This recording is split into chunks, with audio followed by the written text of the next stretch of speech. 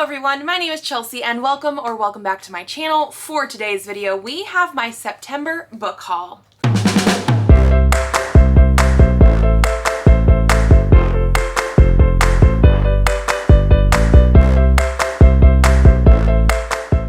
So this month, like many other months this year, was quite a big book haul. I don't know what to tell you. I try every month, I have the intention every month of not buying that many books.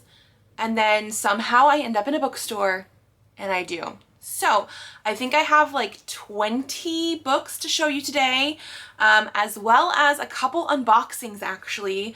So we're gonna jump right on in. The first few books that I'm going to be showing you are actually ones that I have a vlog for. The Barnes & Noble at my local mall, the South Hill Mall in Puyallup, opened up. They had their grand opening in September, and of course, while I was there, I bought some things. I bought some things for the kids as well. We're not going to show that, but I did show these in the video, so we're just going to go through these quickly. The first book that I picked up while I was there was Lost Souls Meet Under a Full Moon by Mizuki Sugimura. This is a book that I did not pick up because of the Barnes & Noble sticker. I picked up because I recognize the author, and this is going to be more of an adult speculative where you can potentially meet people after they have passed away. I've read some manga by this author and I've been very curious about other things that she's done, so I knew I needed to pick this up. The next one I have here is Well Actually by Maisie Eddings. I actually read this as an e-arc in August, I want to say it was. My favorite book of August. 5 out of 5 stars. Absolutely love it. Cried for like over half an hour at one point in this book. Like, I just absolutely loved what this was. So I knew I was going to want to own it. It has the really cool like bluish teal sprayed edges, which I love. And this is a podcast host that basically calls out this other guy who's like more famous on like short form video stuff, like sort of like a TikTok sort of personality, because he's trying to like brand himself and like help other guys to be the perfect boyfriend and things like that. When they like dated in college, they had sex and he ghosted her. And she's like, he is not what you think he is. He wants to then make it up to her by taking her on more dates. I really loved how like snarky and sarcastic she was, but it also deals with really hard mental health topics and things like that as well. Like, loved. So obviously had to pick it up. The next one that I have here is Heartstrings by Ivy Fairbanks. This is the sequel / companion novel to Morbidly Yours that I read earlier this year. Again, loved that book so much. So this is going to follow the cousin of the girl from that book, and this is more of a second chance romance between these two. These are characters that we were introduced to in Morbidly Yours. Did not get together in that one, so I'm curious about what happened in their like first chance at this relationship, because this is a second chance romance. I have not read it obviously yet, but I loved the first one, so I knew I needed to pick it up. I also picked up Impossible Creatures by Catherine Rundell. This is going to be a middle grade fantasy. I've been loving a lot of the middle grade that I've read recently. We have really cool sprayed edges. This is the Dragon edition, which I think is the Barnes & Noble one. They have different edges for their different editions, which I think is very intriguing. And this is going to be middle grade fantasy with creatures and dragons and things. And yeah, I saw it as the paperback and I was like, you know what? I've heard really good things about this one. We need to try it. And then the last one that I picked up from Barnes & Noble in that vlog was I Hear the Sunspot 4 Seasons Volume 2 by Yuki Fumino. I read this one already, which is great because I mentioned in that vlog that this is something that I needed to read like as soon as possible. We were in 30 and 30 manga challenge month last month, and so I did read this. This whole series, because this is technically like volume 7 in the series, is a male-male romance, LGBTQ romance between these two characters here who first meet in college, where one is hard of hearing and the other boy takes notes for him for his classes in exchange for box lunches. I just really love this series. I love the characters and the friendships and the relationships we have. We have other characters who are also hard of hearing or deaf, so we have like this really big network of things. And in this volume, we're actually dealing a lot more with them growing up more and like doing jobs and careers and things. So yeah. Now, I did buy some other stuff during the month, not just at Barnes & Noble. The first thing that I have here are 2 books that are called Watson's Sketchbook. We have volume 1 and volume 2. These are by Lee Knox Ostertag, and they're going to be queer, I don't think retellings, but like in the vein of a retelling of Sherlock Holmes and Dr. Watson. And I really like this author's style and stuff. I've read other things by them. And so yeah, I bought this off their website. I need to read these. Yeah. I also bought some manga because again, it was 30 and 30 manga challenge month. I did not read these even though I was intending to. These I technically purchased from Barnes & Noble in August, but they didn't come in until September. So I didn't actually buy these in September, but like this is when we're hauling them. And it's gonna be the rest of the Tokyo Tarareba Girls series by Akiko Higashimura. So we do have volume 5, volume 6, volume 7, volume 8, and volume 9. Now technically there's like a return of the Tokyo Tarareba Girls series after this, but this is like the full first series. We're gonna start with this. I had the first 4 volumes on my shelves to read for years, it feels like. And I actually picked them up last September during the 30 and 30 manga challenge. And I think I gave the first 2 volumes like 4 stars, the second 2 volumes, so volume 3 and volume 4, 5 stars. I like fell in love with the characters here. It is very sort of messy. These are all women that are gonna be, I think, turning 30 or something like that, and they have like no love lives to speak about. The Olympics are going to be coming to Tokyo and they want to like sort of figure out their lives before that happens. And like I said, it gets very messy. We do have like one character who ends up sort of like in an affair with a married man and things like that. Things that I wouldn't normally want to see in books or like in books, but the way that these women have their friendship and the way that they come together, and even though certain things are messy, I was really, really loving that. So I know I need to read more of this.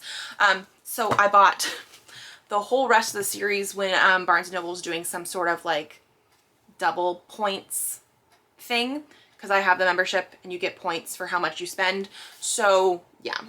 In that same purchase as the manga, which I had to buy online because I have been looking for the Tokyo Tarareba Girls manga since last September, and none of the stores I go into have it in stock in the store. So that's why I bought it online. In that same purchase, I also purchased 3 more Firefly novels. Have I started reading these? No. Is the first one technically wrapped up in my 25 books to read in 2025? Yes, actually it is. But I realized there were more of these. And again, I had to buy them online because the ones in my store were paperbacks, and I have them all in hardcover and I want them in hardcover. So I have the next 3 books, which I think is like book 7, 8, and 9 in this series. So the first one that we have here is What Makes Us Mighty. This is written by M.K. England. I have no idea what any of the plots are for these because of the fact that this is sort of supposed to take place after the first season of Firefly, and then I think they do go in order. So this is book 7, but it's gonna follow characters that we have here, obviously. Book 8 is going to be Coup De Grace. This is written by Una McCormick. Again, don't know exactly what these are about. This one seems shorter than the other 2 that I have. And then the last one that we have here is Aim to Misbehave by Rosie Thor. So this should be book 9 in the series. Then we have some pre-orders of things that I ordered in the month. I do not know what order these are going in, so we're just gonna pick them up where I have them. The first one I have here is Ghost Business by Jen DeLuca. This is the second book in the Boneyard Key series, which is a fictional town in Florida that is supposedly haunted. I think this is gonna be like rival ghost tours. Yeah, clashing ghost tours lead to a sizzling romantic rivalry. This is the second book companion novel to Haunted Ever After, which I have not read yet, but you guys did vote for that one, like above and beyond, in my TBR this month. So it is something that I should, crossing fingers, read for October. I'm actually very excited about that because I loved her Renaissance Fair series so much. So like, even though I didn't read that one yet, I did pre-order this one. Then I also have Blood Moon by Brittany S. Lewis. I am a sucker. Like, it is gorgeous. Can you guys see? So this is supposed to be almost like if Twilight was written with a black girl as the main character. I think the author said this was also in response to other vampire things like Vampire Diaries and things like that. I am not part of that fandom. I have never read the books or seen the TV show, so I don't know what that means for this, but basically this is going to be, I think, like new adult sort of thing. Our main character is going to be going off to college, and there are going to be vampires and werewolves and things like that, and everything that I saw her talk about for this book, like the tropes and everything like that happens before a book is released, I was like, you know what? I think I need this. So I did pre-order this. Like, I'm very, very excited for this one. It did not get put on my TBR, but I again feel like this should be something I read in October. I'm gonna be trying to fit it in, I think. My last pre-order that I have here is Spellcaster by Jamin Eve. I have read other books by Jamin Eve, and I've been very curious about this one. She does a lot of like indie books, obviously, and this one is published by Mira Books, which I think, according to like the copyright page, is part of Harlequin. So this might be her first sort of like traditionally published book. And the back says, "Welcome to Weatherstone College. Don't walk the halls late at night. Don't disturb the ancient magic. And don't under any circumstances ever trust a spellcaster." I think this one is supposed to be sort of fantasy romance, paranormal romance, dark academia sort of thing. But again, I don't even know if you guys are gonna be able to see. We have the edges, but they're actually a little bit glittery. It was a very pretty edition. I did pre-order this as well. And then I do have a book here that is technically a book box book, because that's what we're going to be going into next. I have some book boxes that we need to open up. However, this one was the Afterlight book for August. I want to say it came in at the very beginning of September, and because we only get one book in an Afterlight box, there's nothing else special about it. I wanted to see what it was before I was spoiled for everything else that came out, like people posting things. So we did get the Build a Boyfriend Project by Mason Deaver. I am so excited for this one. Here is what the cover looks like, and on the back as well. Our edges are this like really nice sort of orangey fall color, but I like this almost like pop art sort of art that we have. The top and bottom are just like the orange. Underneath our dust jacket, this is what it looks like. Very similar on this side. And then we do have the first end papers and the second. I will leave all the artists and everything linked down below for all of the special edition book box books that we have here. And I believe this is Mason Deaver's first adult book. They've done a lot of like young adult stuff. And it says, Eli Francis is stuck in an assistant position at the online magazine Vent when he should be a writer. Stuck with a boss who dangles a promotion but would rather Eli just fetch coffee. Stuck working alongside the ex who has had no trouble moving up at work or moving on. When Eli's roommates push him to date so he can get over his ex once and for all, they set him up with Peter Park, tall, handsome, and unbelievably awkward. The date is a complete disaster and further proof to Eli that love isn't for him. But when his boss overhears Eli recounting the catastrophic night, he suggests Eli teach Peter to be a better boyfriend through a series of simulated dates that he can then use for an article. But Eli has other ideas. He plays along, pretending to write the article his boss wants, while secretly interviewing Peter about growing up queer in the South and coming of age dating-wise in adulthood. Eli hopes writing this sort of piece will finally get him the promotion he deserves, and in exchange, he will help Peter learn how to date. But the more time Eli spends with Peter, the closer they become, and the lines between what's real and what's fake begin to blur. Before long, Eli is forced to face his greatest fears so that he can become the writer he wants to be and secure the love he's always needed. Yeah, I love the whole like sort of fake dating. I know it feels a little bit different, but I feel like that's still like the main sort of trope here. I really am glad to get this, and I love what they did with this edition.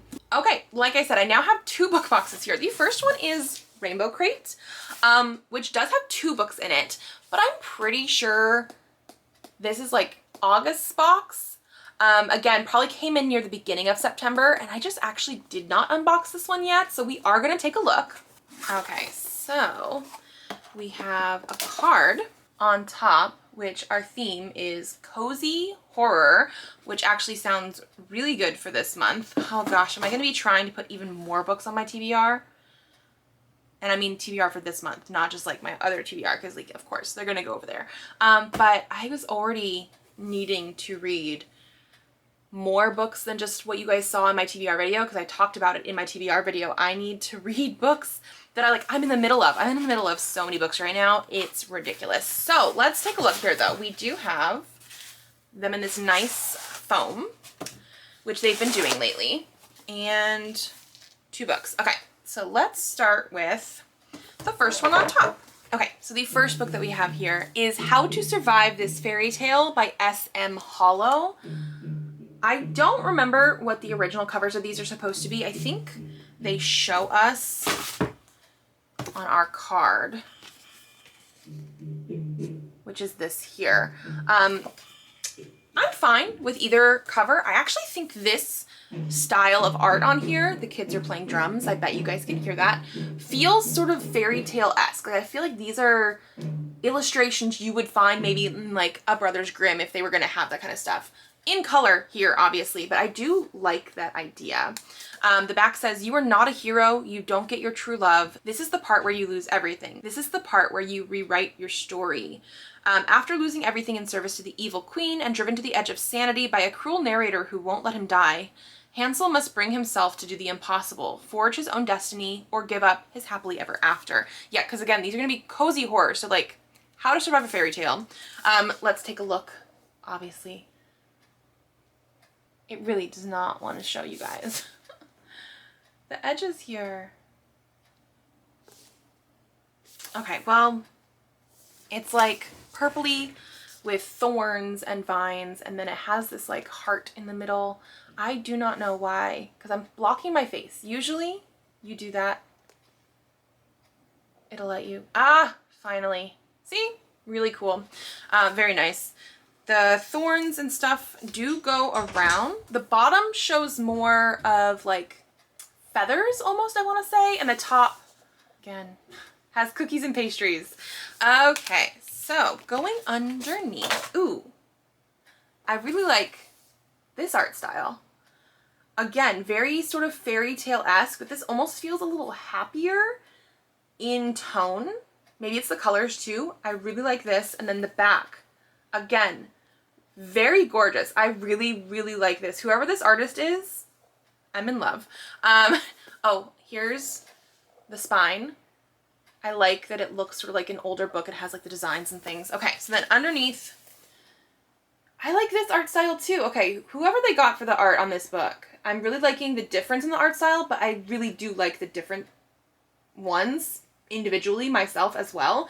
Here is our first end paper, and it's gonna be the same on the other side, which is perfectly fine. So I'm gonna put the dust jacket back on. The one thing that I really like about Rainbow Crate, and I've said this before, is they have like nutrition facts. So besides the thing that I read to you on the back of the book, this is going to give us a little snapshot of what we can expect in here as well.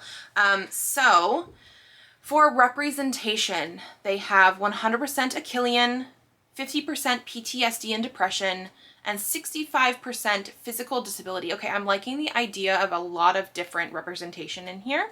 Genre is fairy tale, horror, romance.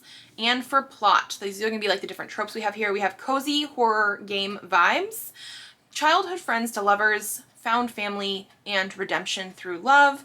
Demographic is 100% adult, and it's second person point of view? What? Okay. We'll see how I feel about that. I don't think I've ever really gotten through a book with a second person point of view. I tried You back in the day. When I worked at Barnes & Noble, like I picked it up on the shelf and like flipped through it, and I tried like the first few pages and I was like, no. We'll see how this goes. Okay, and then the second one that we have is Someone You Can Build a Nest In by John Wiswell. So this is one that I've heard about. It's a very different vibe on the cover right here. Here's what the original was supposed to look like.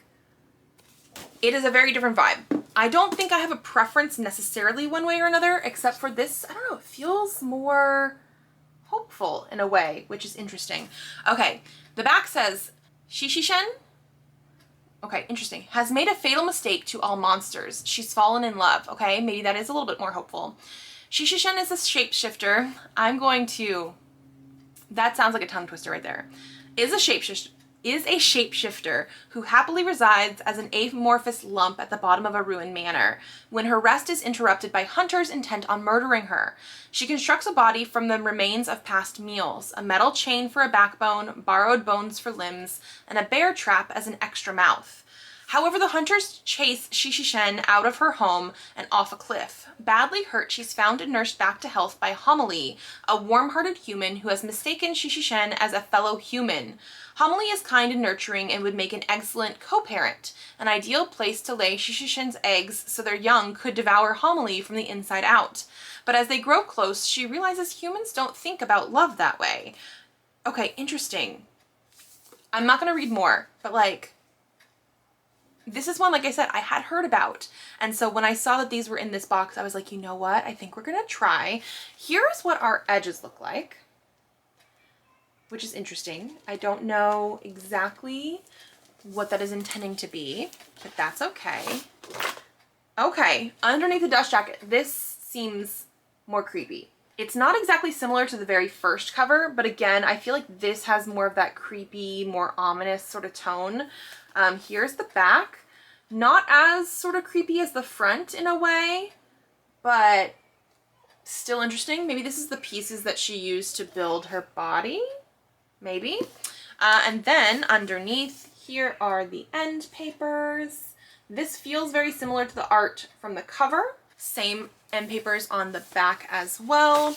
And we're going to take a look at those nutrition facts. It says for representation, it is 100% sapphic, 100% asexual, 100% queer normative world, and 100% disability representation. I wonder what we're going to get for that, but I love the idea of all that.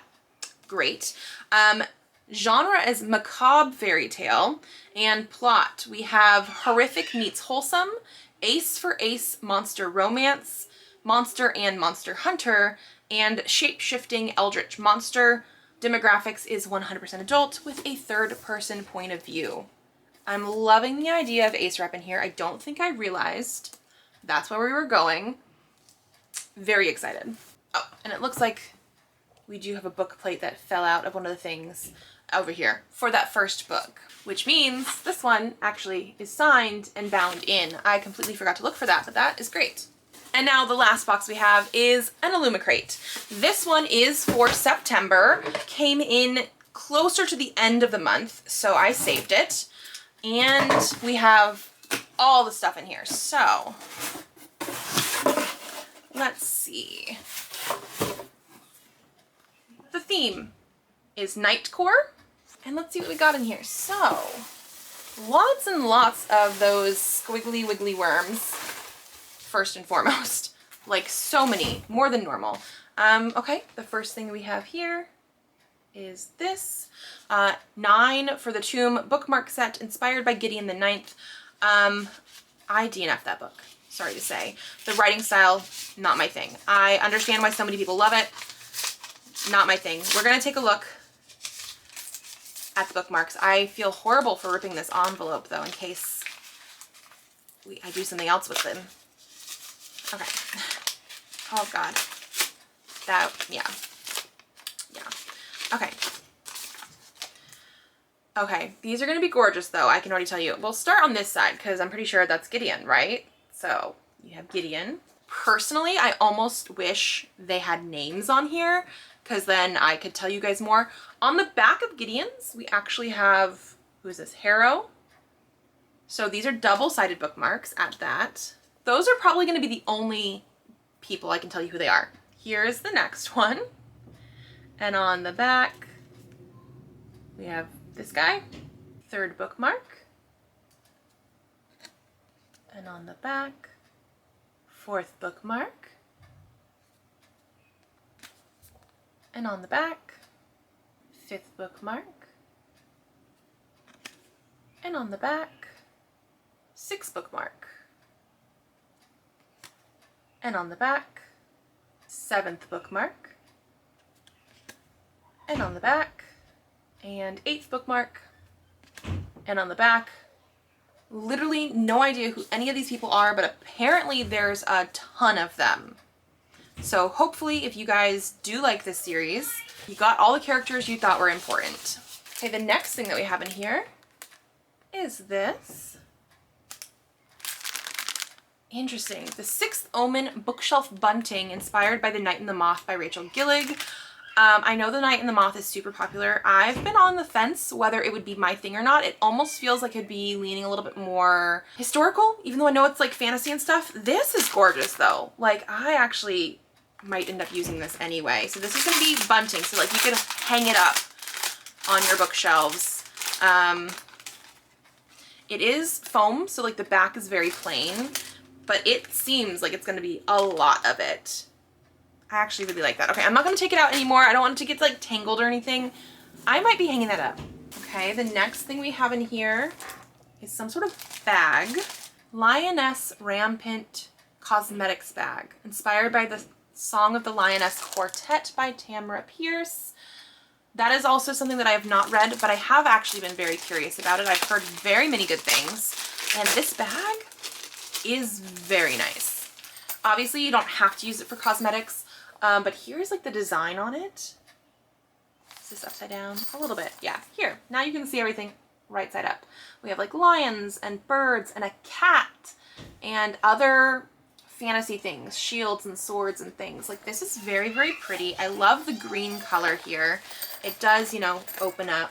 Let me see. Okay, so it does open up to about this size, which is actually pretty good. Inside is just one big pocket here, but they do have a strap and some, probably like for brushes and things technically, because this is a cosmetics bag. I could see myself using it for maybe like toiletries and things. I don't really have cosmetics as much, but I really do like the design and the color and everything on here. This is a very, very nice one.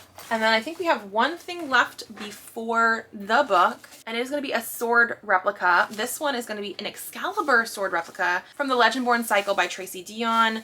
I have not gotten a sword replica in a while because I have not gotten the boxes that have the sword replicas in a while. This is very, very pretty.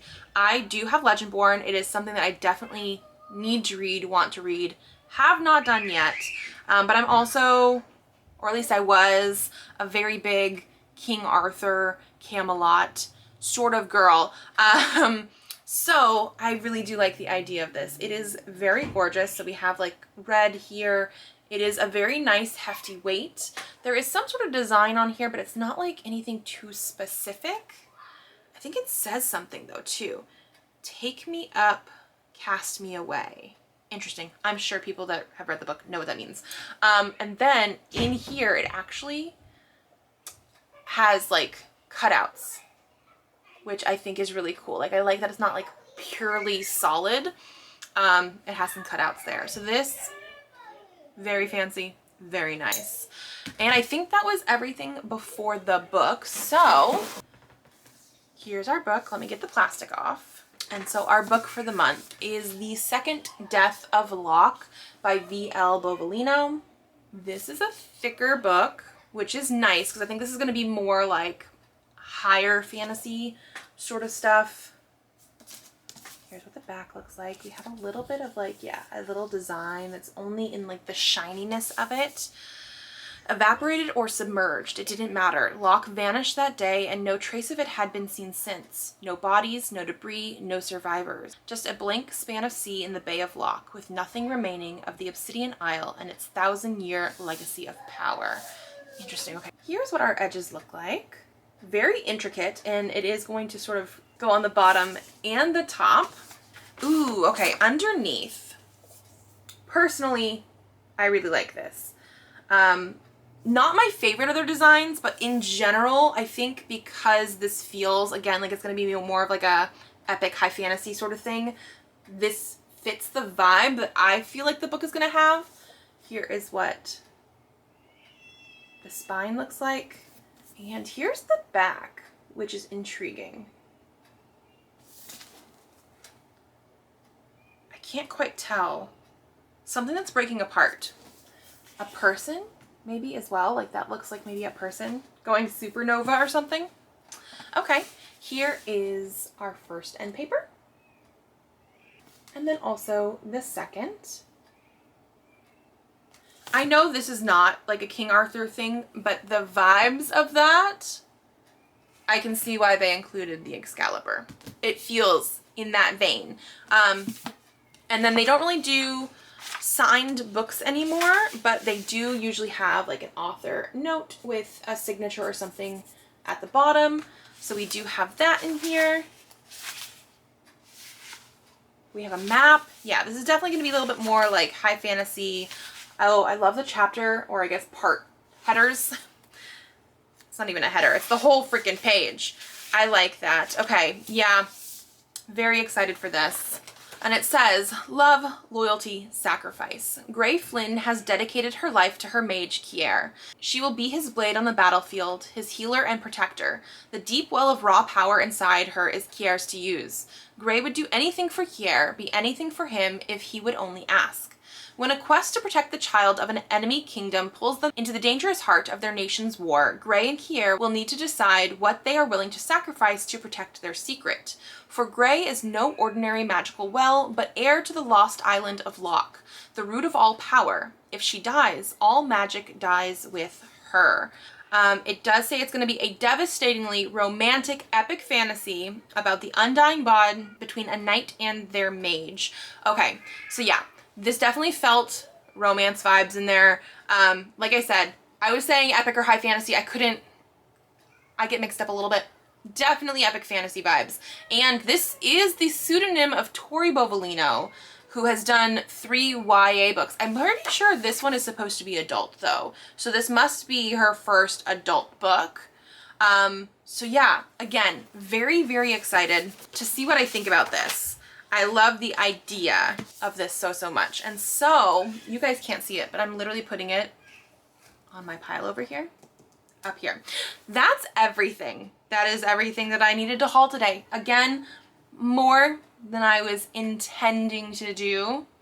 And yet, here we are again at the end of September, technically beginning of October now, but this is all from September. We will try not to do the same thing in October. We'll see what happens. And that's going to be it for me today. If you guys like this video, give it a thumbs up to let me know. Subscribe to this channel if you'd like to see more videos. I do have videos coming out Tuesdays, Thursdays, and Saturdays. So I will see you then. Bye.